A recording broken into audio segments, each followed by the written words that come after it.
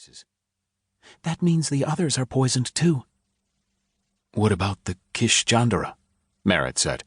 "They wouldn't just let the Hyans steal us." No, they wouldn't. They were afraid at first, but they liked us. They wouldn't." Bramble couldn't talk any more. The others, the Chandara, everyone else on the Sunsailor might be dead.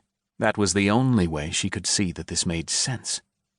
The small chamber had only the one opening in the ceiling, covered by a grill of some material that was close to bone in texture, but not at all brittle. Merritt had already tried to break it and demonstrated his lack of success for Bramble. Hanging from it and swinging wildly didn't even make it creak. When Bramble could stand without her stomach trying to jump out of her body, they both tried their strength against it, but it wouldn't budge. The walls were of the dense moss, like Kalamkal's flying boat, though Bramble had explored every pace of it during their long trip to the Sel Salatra and found no chambers like this one. There was no light except for the dim illumination falling through the roof opening, and Merritt wasn't able to make anything glow. The poison must affect his mentor abilities as well as their shifting. It was not a reassuring thought. At least there was a ceramic jar of water and another empty container for their latrine. After what felt like forever, a Hyan came to drop a basket of fruit through the grill, while several more Hyans stood around with Kishan fire weapons. Merritt tried to speak to them in Altanic, but the Hyans wouldn't answer. Bramble whispered in Raksuran. "Remember, they don't know we speak Kadaic." "You think that still matters?" Merritt asked, staring warily up at the Hyans. "It's the only advantage we have," Bramble reminded him.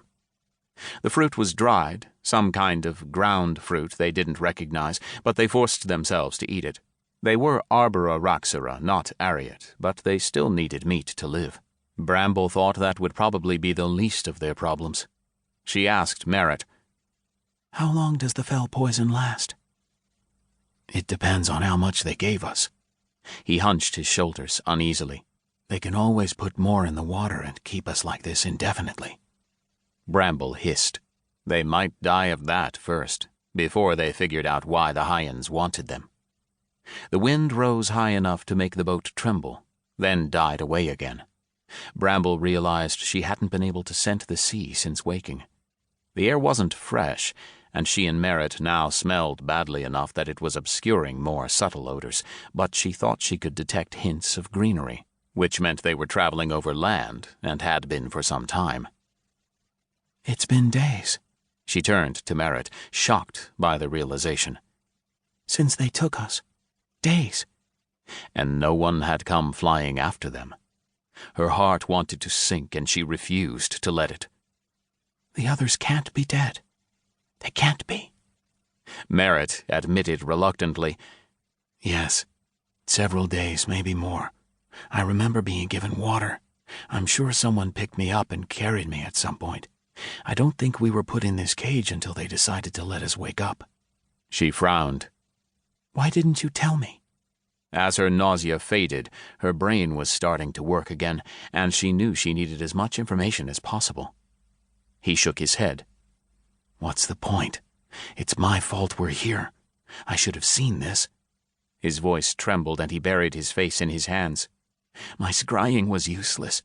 If the others are dead, it's my fault."